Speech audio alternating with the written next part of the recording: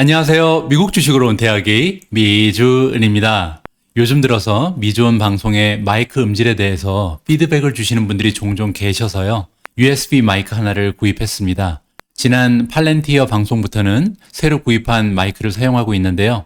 여러분들 방송 시청하시는데 조금이라도 도움이 되셨으면 합니다. 오늘 방송에서는 지난 2주 전부터 이어지고 있는 기업들의 Q3 어닝 보고서 리뷰 시리즈를 보내드릴 텐데요. 오늘 함께 실적 보고서를 살펴볼 기업은 많은 분들이 투자하고 계신 엔비디아입니다. 오늘 방송은요, 소제목도 한번 붙여봤는데요. 엔비디아의 P 레이쇼가 88배에 달하는 현 상황에서도 우리가 엔비디아에 꾸준히 투자해야 하는 논리적 근거를 여러분들과 공유해 볼까 합니다. 미준 오늘의 이야기는요, 첫 번째로 엔비디아의 Q3 어닝 결과를 아주 상세하게 한번 살펴보도록 하고요. 두 번째로 엔비디아의 2025년 우리가 기대해 볼 수 있는 예상 주가를 함께 계산해 보도록 하겠습니다. 이 부분에서 우리는 엔비디아의 투자 가치가 왜 아직까지 높은지 논리적인 근거를 확인할 기회를 가져보고요. 세 번째로 엔비디아의 미래에 대해서 큰 그림을 한번 바라보도록 하겠습니다. 마지막은 역시 Catch Me If You Want로 오늘의 방송을 마무리합니다. 그럼 바로 시작합니다.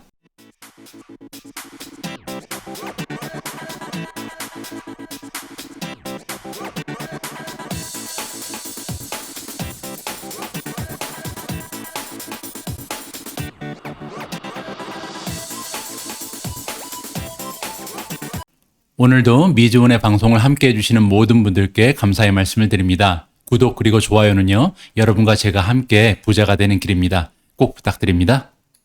자, 오늘 첫 번째 챕터는 엔비디아 Q3 어닝 결과 상세 분석입니다.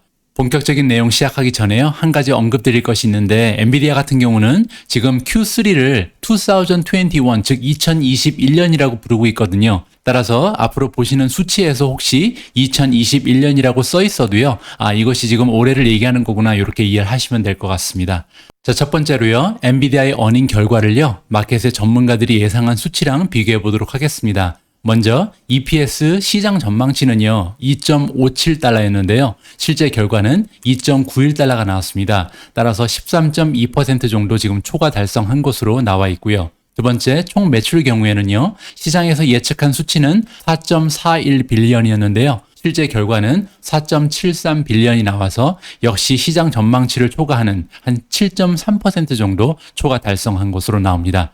따라서 시장의 전망을 모두 초과해서 서프라이즈를 안겨줬다라고 보시면 될 것 같고요. 다음은요, 우리가 엔비디아의 어닝 결과에서 조금 더 신경을 써서 포커스를 해야 될 하이라이트를 살펴보도록 하겠습니다. 가장 먼저 이번 분기의 매출이요, 사상 최고의 매출을 경신했다라는 부분 기억하셔야 될 것 같습니다. 그리고 이렇게 좋은 매출의 기록은요, 게이밍 분야 그리고 데이터 센터에서 성장을 주도하고 있다. 이 두 가지 부분이 굉장히 많은 상승을 보여주고 있고요. 특히 랩탑 게이밍 부분은요, 11분기 연속으로 지금 두 자리 year over year 성장을 기록하고 있다. 이 부분도 기억하시면 좋을 것 같습니다. 마지막으로요, 데이터 센터가 굉장히 좋은 성장률을 기록하고 있는데요. 두 가지 이유가 있습니다. 올해 출시된 A100가 있고요. 또한 잘 아시는 것처럼 멜라녹스라는 기업을 인수를 했잖아요. 이 두 분이 데이터 센터의 성장을 견인하고 있다. 이렇게 정리가 가능합니다. 자, 다음은요, 엔비디아의 어닝 결과 전년 대비 성장률을 소개해 드리도록 하겠습니다. 그런데 지금 표가 두 가지가 나와 있잖아요. 위에 있는 표는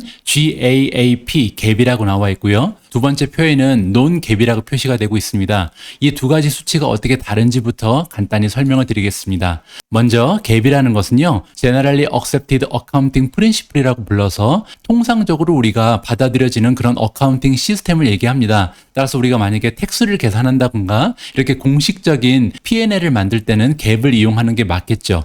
그런데 논갭이 필요한 경우도 있습니다. 왜냐면요, 일회성 비용이 굉장히 커서 마치 프로핏이 많이 떨어진 것처럼 착각 현상을 일으키는 경우가 있잖아요. 따라서 논갭이라는 것은 이렇게 일회성 비용을 제외해서 실제로 운영을 해서 만들어낸 수익을 선명하게 볼 수 있도록 도와주는 그런 수치를 논갭이라고 부릅니다. 이번 분기에 엔비디아가 사용한 오퍼레이팅 익스펜스가요, 갭 기준으로 따르면 1562 밀리언입니다. 그런데요, 논 갭으로 따지니까 1101 밀리언으로 떨어지잖아요. 그 이유는 뭐냐면요, 일회성 비용이 큰 것이 두 개나 있다는 거죠. 먼저 스톡 베이스드 컴펜세이션 익스펜스라는 것은 우리가 임원 보너스 같은 걸 얘기하는 거거든요. 따라서 임원한테 보너스를 주면서 우리가 355 밀리언을 사용한 것을 볼 수가 있고요. 그 밑에 보시면 Acquisition Related and Other Cost가 나오잖아요. 이번에 멜라녹스를 인수와 합병하면서 사용한 금액이 빠져나갔다. 그리고 106 밀리언 정도를 지금 Acquisition Related Cost로 뺀 겁니다. 따라서 이 두 가지 수치가 차이가 날 수밖에 없는 거죠. 그렇게 해서 다시 살펴보면요. 성장률 같은 경우는 사실 일회성 비용을 빼는 것이 좀 더 정확하게 성장률을 계산해 볼 수가 있잖아요.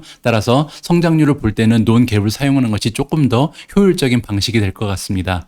매출 같은 경우는요, 전년 대비해서 57% 상승했고요. 오퍼레이팅 익스펜스는 42%, 비용이 지금 42%가 더 들어갔다는 거죠. 매출이 57% 올라갔는데 비용은 42%가 올라갔으니까 굉장히 비용 관리가 잘 됐다라고 생각을 할 수도 있는 거고요. 오퍼레이팅 인컴이 72%나 상승을 했습니다. 넷 인컴은 66%. 따라서 매출 상승률보다 오히려 순이익 상승률이 더 높은 거죠. 따라서 어닝 퍼 시어 역시 63% 성장하는 모습을 보였다.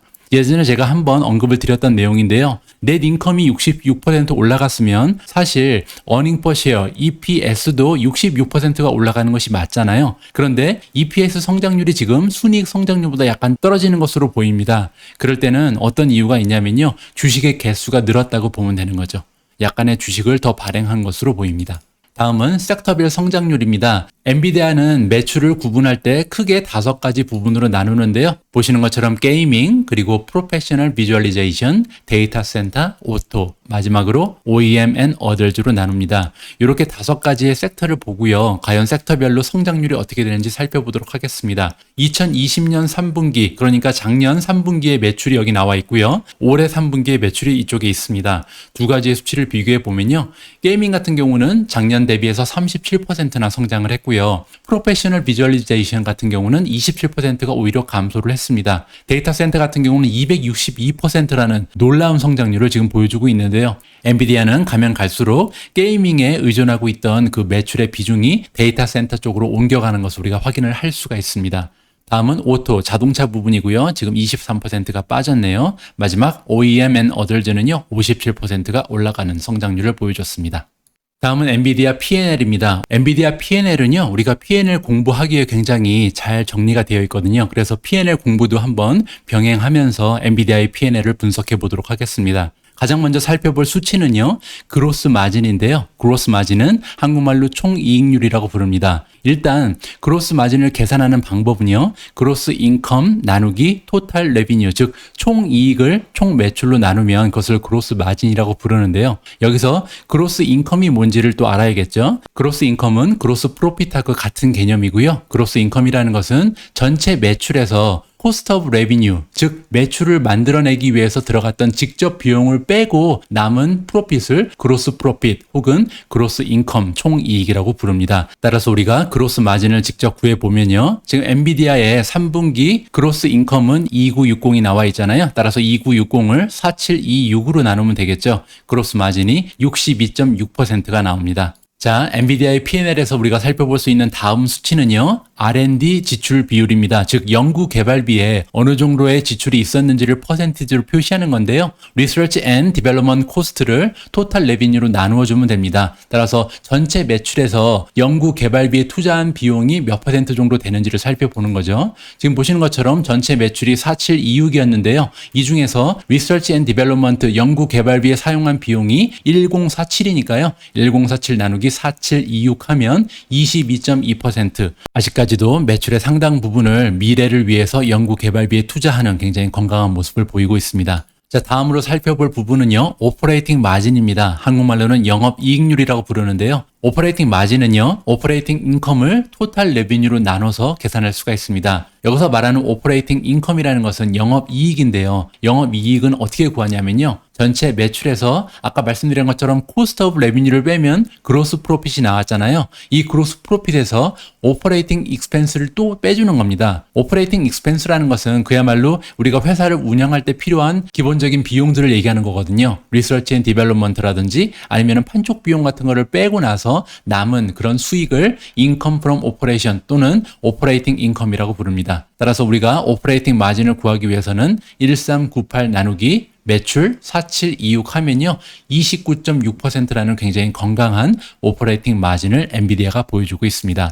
자, 다음은요. 프로핏 마진을 살펴보도록 하겠습니다. 프로핏 마진은 순이익률이라고 부르고요. 넷 인컴 나누기 토탈 레비뉴로 우리가 구할 수가 있고요. 엔비디아 3분기 실적 살펴보면요. 전체 매출이 4726이었는데 넷 인컴을 1336을 남긴 거잖아요. 따라서 모든 비용을 지출하고 나서 남은 순이익이 1336이다. 프로핏 마진은요. 1336 나누기 4726, 28.3%가 나옵니다. 제가 누누이 말씀드렸지만 S&P 500, 우량 기업 500개를 모아놓은 S&P의 평균 프로핏 마진이 10%를 왔다 갔다 하잖아요. 따라서 엔비디아가 보여주고 있는 프로핏 마진 28.3%라는 것은 정말 엄청난 수치라는 것을 우리가 생각해 볼 수 있습니다.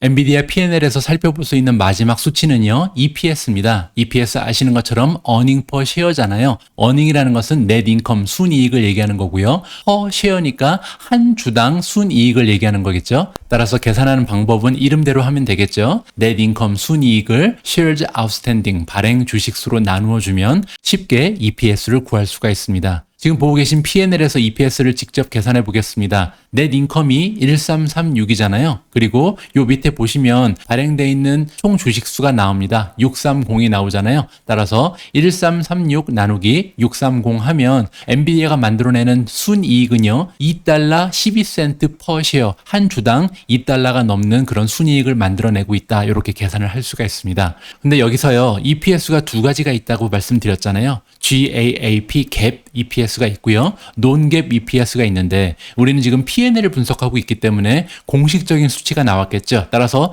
2달러 12센트는 non-GAP이 아니고요. GAP이라는 것을 우리가 살펴볼 수 있습니다. 보시는 것처럼 Q3에 GAAP earning per share가 2.12가 찍혀 있는 거죠. 따라서 첫 번째 슬라이드에서 여러분들 보셨던 엔비디아의 EPS 2.91달러는 non-GAAP EPS였다는 것을 여기에서 우리가 확인을 해볼 수가 있는 겁니다.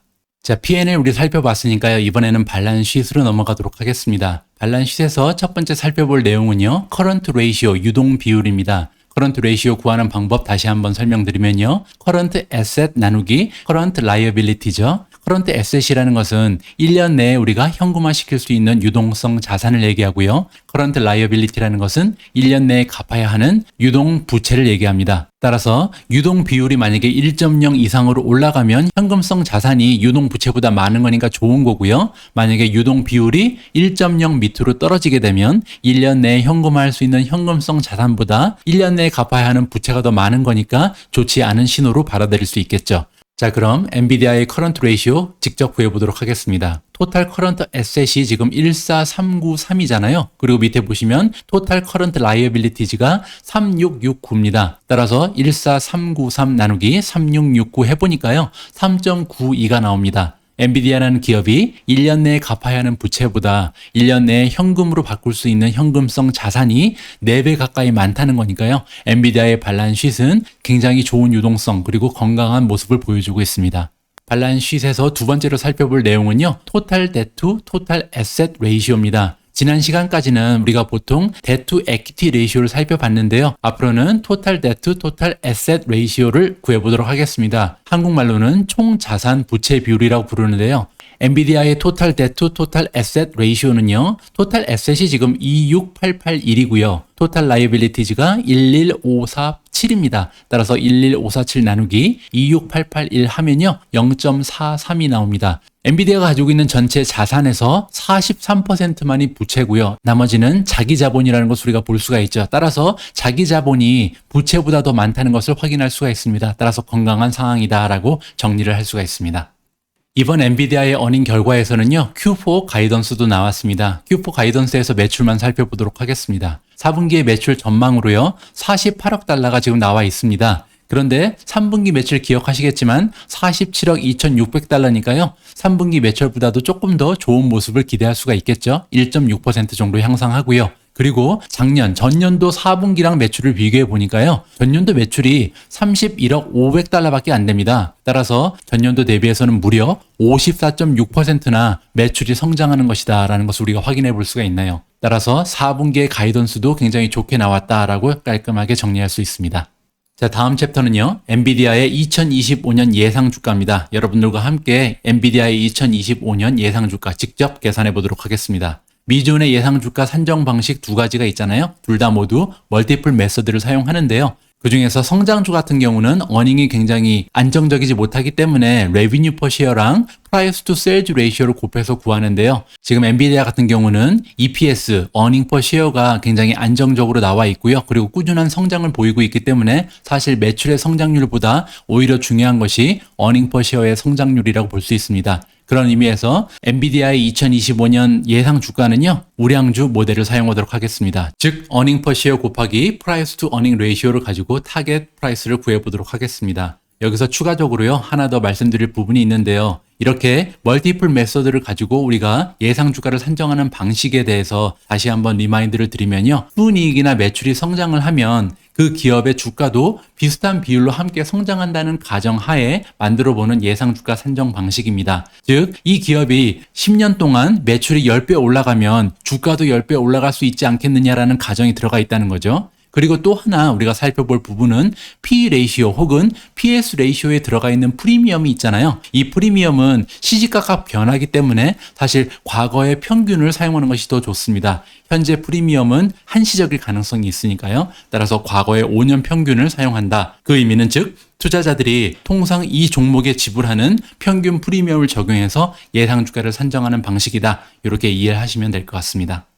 자, 여기까지 이해되셨으면 엔비디아의 예상 주가를 직접 구해보도록 하겠습니다. 다시 한번 말씀드리지만 타겟 프라이스는요, 2025년에 어닝 퍼 쉐어, 한 주당 만들어내는 어닝, 넷 인컴 곱하기 프라이스 투 어닝 레이시오, 즉 엔비디아가 만들어내는 넷 인컴에 비해서 지금 시가총액이 몇 배 정도 올라가 있는지를 살펴보는 프라이스 투 어닝 레이시오의 5년 평균을 곱해서 타겟 프라이스를 계산하도록 하겠습니다. 가장 먼저 필요한 것은 2025년에 어닝 퍼 쉐어잖아요. 엔비디아 같은 경우는 앞으로 5년이 지나면요, 한 주당 만들어낼 수 있는 넷 인컴이 25.5달러 정도로 예상이 됩니다. 자, 여기에 우리가 프라이스 투 어닝 레이시오가 필요하잖아요. 엔비디아의 현재 PE 레이시오는요, 88.77배로 굉장히 높게 형성이 되고 있습니다. 지난 5년을 살펴봤을 때 엔비디아의 PE 레이시오가 가장 많이 떨어졌을 때는요, 2018년 12월 달에 16.97까지 떨어진 적도 있고요. 그리고 올해 9월 2일에는 무려 105가 넘어가는 굉장히 높은 PE 레이시오를 형성한 바가 있습니다. 따라서 이 5년치를 우리가 평균을 내보니까요,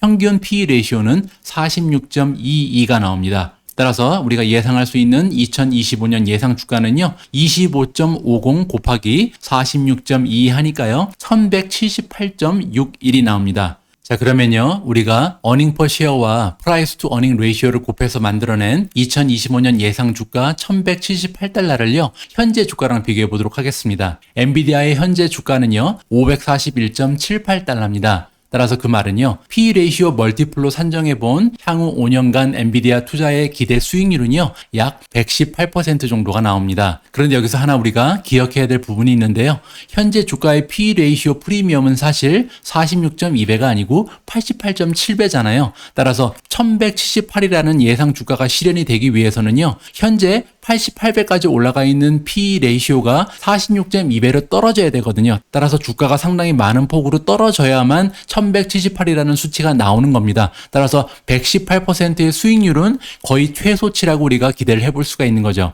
만에 하나 2025년이 됐을 때 EPS는 그냥 유지가 되고요. 현재 프리미엄 88.7배가 만약에 유지가 될 수 있다면 그때 가서도 5년 후에 가서도 엔비디아라는 기업의 미래가 굉장히 창창할 것으로 기대를 해서 투자자들이 무려 88.7배라는 엄청난 프리미엄을 주고 엔비디아의 주식을 계속 매수한다면 예상 주가는 25.5 곱하기 88.7, 즉 2264달러까지도 가능하게 된 겁니다. 따라서 우리가 정리를 해보면요, 엔비디아 같은 경우는 만약에 현재 수준의 프리미엄을 5년 후에도 유지할 수 있다면 기대 수익률은 300%가 넘어갈 수도 있다. 하지만 만약에 5년 평균 프리미엄 수준인 46배 정도로 P 레이시오가 떨어지게 된다면 수익률은 한 118% 정도가 될 것이다. 이렇게 기억을 하면 될 것 같습니다. 자, 다음 챕터에서는요, 엔비디아의 미래를 여러분들과 함께 꿈꿔보는 시간을 갖도록 하겠습니다. 엔비디아의 미래를 얘기할 때요, 우리가 빼놓을 수 없는 게 ARM이라는 회사의 인수죠. ARM의 인수가 중요한 이유를 먼저 살펴보면요. 엔비디아가 현재 구축하고 있는 AI 플랫폼 그리고 ARM의 광범위한 CPU 생태계를 합치게 되면요. 슈퍼컴퓨팅 기업이 탄생할 가능성이 있다. 누구도 따라갈 수 없는 굉장히 우월한 기업이 탄생한다는 뜻이 되겠죠. 그리고 엔비디아가 현재 굉장히 약한 부분이 모바일인데요. 이 모바일 분야에 진출할 수 있는 길이 열리는 셈이 됩니다. 그리고 또한 엣지 컴퓨팅 그리고 사물 인터넷 시장까지도 석권이 가능하게 된다. 따라서 ARM의 인수는 엔비디아라는 기업의 날개를 달아주는 그런 셈이 되는 거죠. 그리고 ARM은 이미 굉장히 건강한 EPS를 만들어내고 있는 그런 기업이거든요. 따라서 ARM을 인수하게 되면요. EPS, 주당 순이익도 직접적인 성장을 만들어낼 수 있다. 이렇게 세 가지 정도로 ARM의 인수가 가져올 수 있는 베네핏을 정리를 해봤습니다. 다음은요, ARM이라는 기업에 대해서 잠깐 살펴보도록 하겠습니다. ARM이라는 회사는요, 현재 연 매출이 18억 달러 정도가 되고요. 에비타 마진이 35%가 넘어가는 굉장히 건강한 수익률을 보이고 있는 기업입니다. 따라서 아까 말씀드린 것처럼 엔비디아가 ARM을 인수하게 되면 엔비디아의 EPS가 굉장히 좋은 폭으로 올라갈 가능성이 있는 거죠. 그리고 현재 보유하고 있는 라이센스의 개수가요, 1765개나 된다고 합니다. 우리가 흔히 지적 재산권이라고 말하는 거잖아요. 그리고 중요한 것은요, 이렇게 많은 지적 재산권을 갖고 있는데 그 수가 매년 100개 이상 올라가고 있다는 거죠. 따라서 지속적으로 계속 발전하고 있는 회사라는 것을 우리가 알 수가 있죠.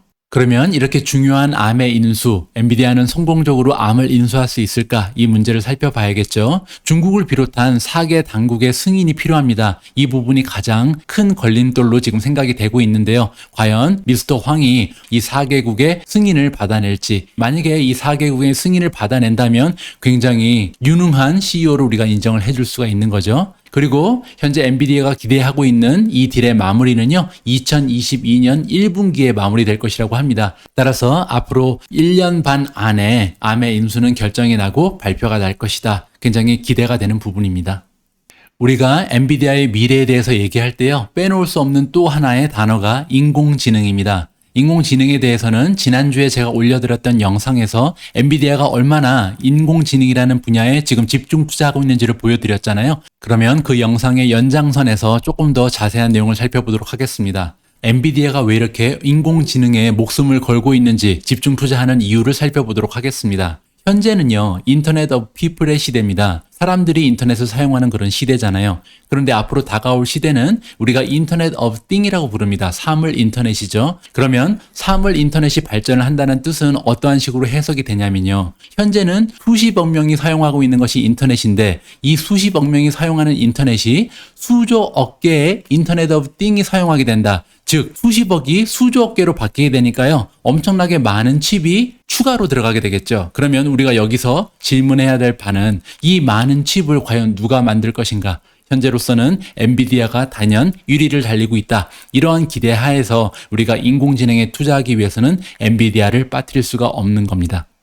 엔비디아가 인공지능에서 어느 정도 앞서가고 있는지를 살펴볼 수가 있는 자료가 있는데요. MLPerf라는 게 있는데요. 인공지능의 성능을 측정하는 그런 테스트라고 합니다. 현재 업계에서 사용하고 있는 유일한 독립 벤치마킹이라고 합니다. 그런데 엔비디아는요, 이 테스트에서 데이터 센터 그리고 엣지 컴퓨팅에 대해서 6가지 애플리케이션 영역에서 모두 최고 성능을 달성했다고 합니다. 또 하나 레스넷 50 테스트라는 게 있는데요. 이 테스트는 딥러닝 기능을 평가한다고 합니다. 그런데 이 테스트에서 CPU보다 30배 정도 높은 성능을 기록했고요. 그리고 요즘에 굉장히 중요시 여겨지는 데이터 센터 추론이라는 분야가 있는데요. 이 추천 테스트에서 엔비디아가 내놓은 A100가 최신 CPU 대비해서 무려 237배나 뛰어난 성능을 보여줬다고 합니다. 따라서 지금 인공지능 쪽에서 엔비디아가 보이고 있는 능력은 단연 1위의 모습을 보이고 있다. 이렇게 우리가 생각을 해볼 수가 있죠. 지금 보고 계신 그림은요, 엔비디아의 AI 인퍼런스니까요, 엔비디아의 인공지능 추론 기능을 사용하고 있는 커스터머 리스트입니다. 엔비디아를 지금 사용하고 있는 기업들이 엄청나게 많은데요. 대표적인 기업으로는 알리바바, 아마존, 구글, 마이크로소프트, 텐센트 등 현재 세계 최고의 클라우드 기업들이 모두 다 엔비디아의 AI 인퍼런스를 사용하고 있고요. 또한 델, HP, 인스퍼 같은 이렇게 주요 서버 업체들도 엔비디아의 A100을 도입했다. 마지막으로 월마트라든지 아니면은 P&G처럼 세계적인 기업들 역시 엔비디아의 엣지 컴퓨팅 플랫폼과 AI 추론 기능을 이용하고 있다. 따라서 여기서 우리는요, 엔비디아를 제외하고는 지금 인공지능의 미래를 얘기할 수 없는 그런 단계로 접어드는 것이 아닐까, 이렇게 기대를 해볼 수가 있습니다. 마지막으로요, 인공지능의 시장 규모를 살펴보면요, 2024년을 기준으로 했을 때 TAM, 우리가 Total Addressable Market 혹은 Total Available Market이라고 부르는 건데요, 2024년 기준으로 했을 때 1000억 달러 이상으로 성장을 할 것이다. 따라서 인공지능에 엔비디아가 올인을 하고 있는 이유를 우리가 확실하게 알 수가 있는 겁니다. 자, 오늘 영상의 마무리는 역시 Catch Me If You Want로 하도록 하겠습니다. Catch Me If You Want 첫 번째 메시지는요, 엔비디아의 P 레이시오 88배는 너무 비싼 것이 아닌가? 맞습니다. P 레이시오가 88배나 된다는 것은 너무나 비싸게 주가가 형성되어 있는 상태고요. 그리고 우리가 투자자 입장에서 88배를 기준으로 투자의 결정을 해서는 안 될 것이라고 생각을 합니다. 앞으로 P 레이시오가 떨어질 거라는 예상을 하는 것이 조금 더 합리적이고요. 그런데요, P 레이시오가 46배까지 떨어져도 사실 괜찮다는 계산이 나왔잖아요. 앞에서 2025년 예상 주가를 계산했을 때 P 레이시오를 46배로 대입을 했는데요. 그래도 역시 120% 가까운 수익률을 우리가 기대를 할 수가 있기 때문에 엔비디아의 투자 가치는 아직도 굉장히 좋은 편이다라고 정리가 가능하고요. 세 번째로요, 엔비디아가 만약에 ARM을 인수하게 된다면 이 P 레이시오가 46배까지 떨어지지 않을 가능성도 생깁니다. ARM이 만약에 인수가 된다면 아까 말씀드린 것처럼 엔비디아가 ARM과 함께 업계의 최고 기업으로 발전할 가능성이 굉장히 높잖아요. 따라서 엔비디아의 전성기가 시작된다. 따라서 P 레이시오가 지금 현재 수준인 88배에서 떨어지지 않을 가능성도 생기게 되는 거죠. 마지막으로요, 이러한 수치를 모두 떠나서요, 인공지능 시장의 잠재력만으로도 엔비디아의 투자 가치는 충분한 것이 아닐까라고 마무리를 해볼까 합니다. 제가 오늘 준비한 내용은 여기까지입니다. 1800년대, 그러니까 19세기 미국에서는요, 금광이 발견된 지역으로 사람들이 몰리는 골드러시 현상이 있었는데요. 엄청난 숫자의 사람들이 유락천금을 꿈꾸고 캘리포니아 지역으로 몰려들었다고 합니다. 그런데 정작 이러한 골드러시에서 떼돈을 번 사람은 따로 있었는데요. 아주 질긴 도천으로 된 바지를 만들어서 금광에서 일하는 사람들에게 판매한 스트라우트라는 사람이 있었다고 합니다. 스트라우트가 만든 바지는요, 일반 바지에 비해서 너무나 튼튼하고 내구성이 뛰어나서요, 순식간에 팔려 나갔다고 합니다. 그리고 스트라우트는 몇 년 후에요, 도천으로 만드는 바지를 조금 더 세련된 프랑스산 청남색의 데님 원단으로 바꾸어서 팔기 시작했는데요. 이렇게 해서 가프가 된 스트라우트가 만든 회사 이름이 우리가 잘 알고 있는 리바이스입니다. 제가 엔비디아라는 기업을 바라보는 시각 역시 비슷합니다. 우리는 앞으로 다가올 5G 혁명에서, 아니면 인공지능, 아니면 사물 인터넷 혁명에서 어떤 기업이 최고의 위치에 오를지 아직까지는 100% 확신이 없습니다. 하지만 하나 갈수록 확실해지는 거는요, 이 싸움에서 아마존이 1등을 하던, 페이스북이 1등을 하던, 아니면 마소가 1등을 하던 그들은 모두 엔비디아의 칩이 필요할 것 같다라는 생각입니다. 우리 모두가 미국 주식 투자로 은퇴하는 그날까지 다 함께 화이팅입니다. 행복한 하루 되세요. 감사합니다.